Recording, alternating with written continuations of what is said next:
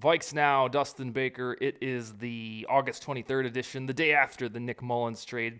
It's also a big day in my personal life. My son, who is 5, going to be 6, went to kindergarten today. And previously, before that, he was at an outstanding place called Tiger Tots here in Sioux Falls, South Dakota. And before that, he did daycare with my mother for 3 years. So he goes to a real school for the first time. And about 2 years ago, my wife and I decided that we're only going to have the 2 kids. So this was our first day of a brand new adventure at a new school. But I'm still bringing the Vikings stuff to you nevertheless. I teased this yesterday. I want to go over why the Nick Mullens transaction, at least for now, feels different. And that's because in the last 6 years, I'm going to walk you through these items. The last 6 years, the Vikings' late summer trades haven't been good. They've caused you heartburn. Maybe first, they're like, okay, I can get behind this. I see what Spielman's doing. Thereafter, in some capacity, most of them end up as turds. And I'm going to walk through Spielman's turds today and explain why they didn't work out and how this one could be different in theory. So we know the drill. Usually an injury happens or something to the effect of Mannion. I did it again.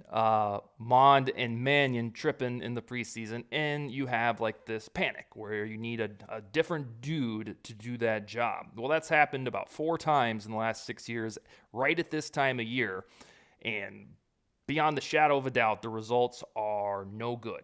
So I'll explain to you why this trade at least feels a little bit different. The first one, I'll go in order of recency, was Chris Herndon from last year.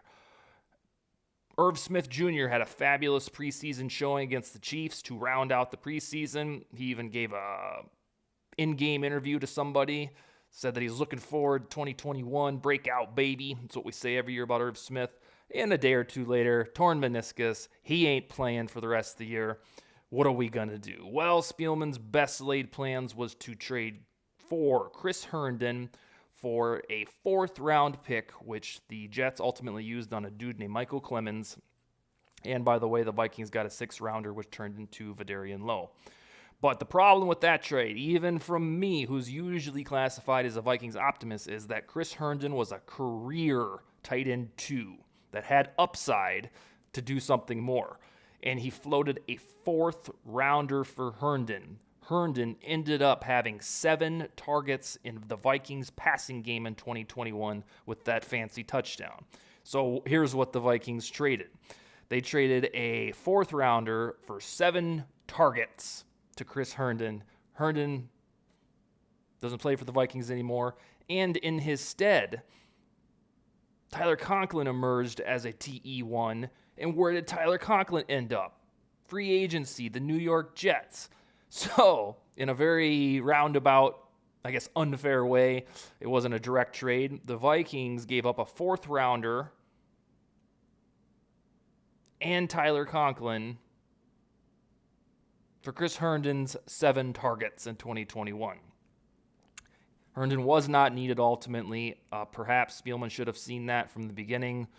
I don't know. There must have been that disconnect between he and Zimmer because Herndon was not intermixed into the Vikings offense, at least not that much.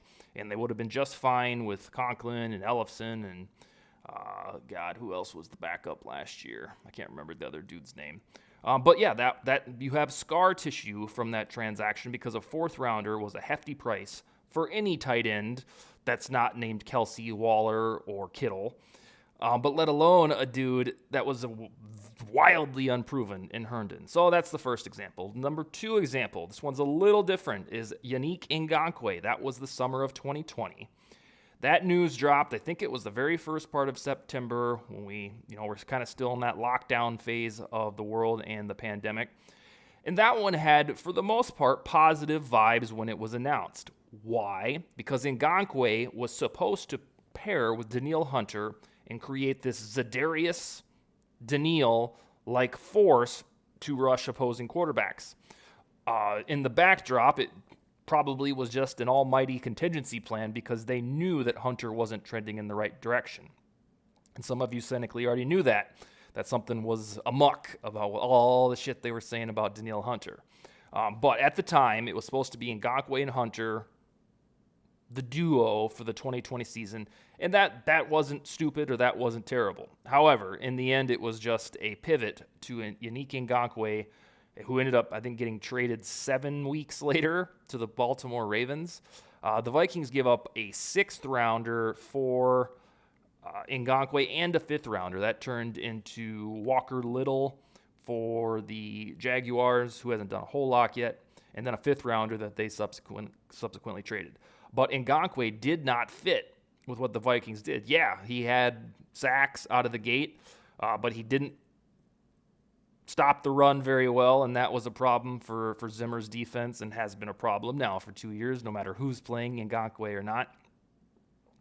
But that was a stinker on Spielman's resume, chiefly because they gave up on him so quick. Now, in retrospect, when they flipped Ngakoue to the Ravens, the chief fruit of that trade is Patrick Jones. So as you go forward, if you care about this stuff as much as I do, ultimately, to give a verdict on the Yannick Ngakoue trade, if Patrick Jones blossoms into a starter, Pro Bowler, All-Pro, what have you, then it isn't as heinous in retrospect.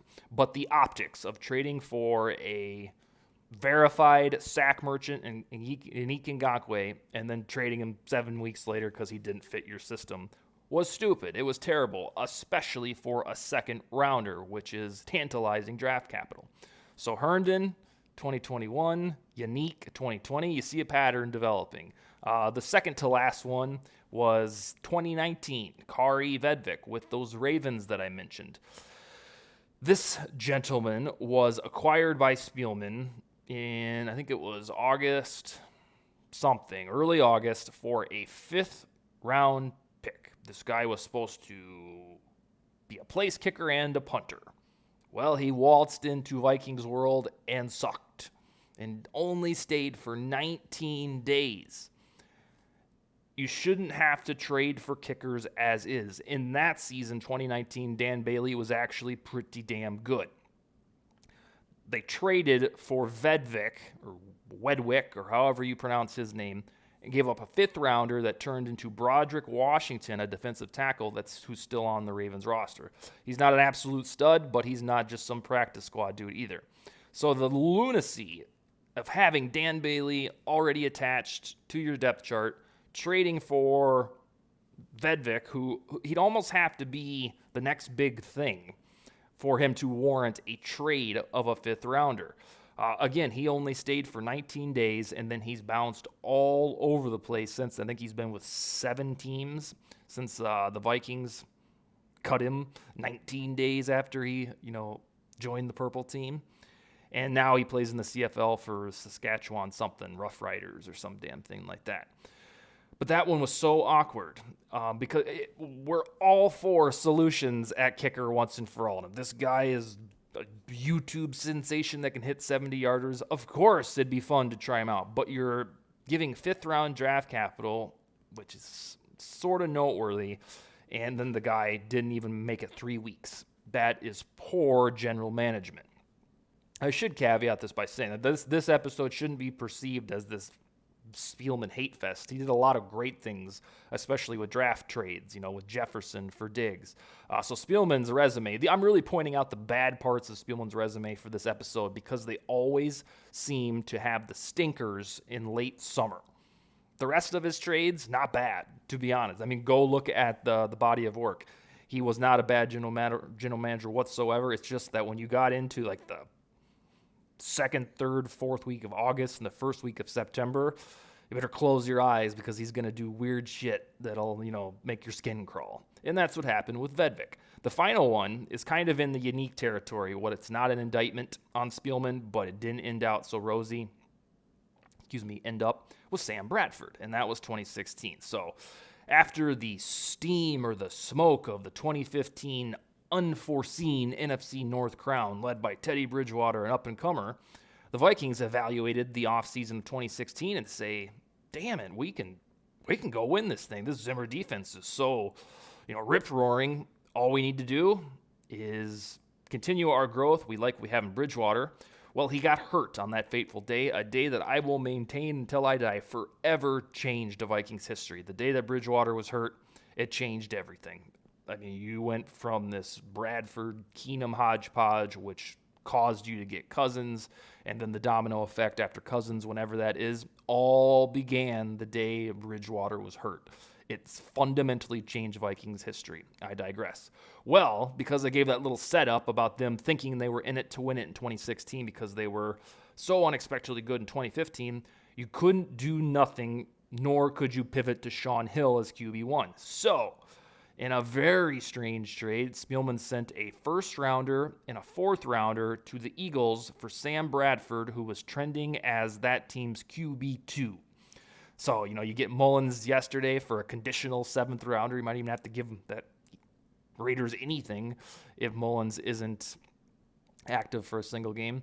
But consider that for a QB2 in Mullens, for a QB2 in Bradford, a first-rounder 6 years ago to try to keep the 2016 ship afloat. And it worked for 5 weeks out of the gate in 2016 when that Vikings defense and special teams was gangbusters. They were scoring every game. The offense wasn't doing shit, but nobody cared. They were atop the league's power rankings heading into the bye week. Of course, it crumbled, and they finished 8-8 because why not? But at the time, dealing a first-rounder for an injury-prone Bradford was divided the fan base. You have to do something because we're all in this thing. We want this glorious version of Bradford to ride into Minneapolis and guide us. And when he was healthy, he was money. But the health is a ginormous attribute of any trade. And wouldn't you know it, by October of the following season, Bradford was pretty much done for good, and that led way to Keenum. What did the Vikings gift the Eagles? They gifted them a defensive line, let me tell you.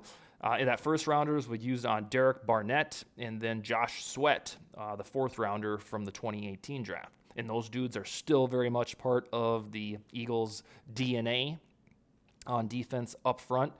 So, thanks to the Vikings, the Eagles have a pretty formidable defensive line with Barnett and Sweat, and then, Jordan Davis and Reddick.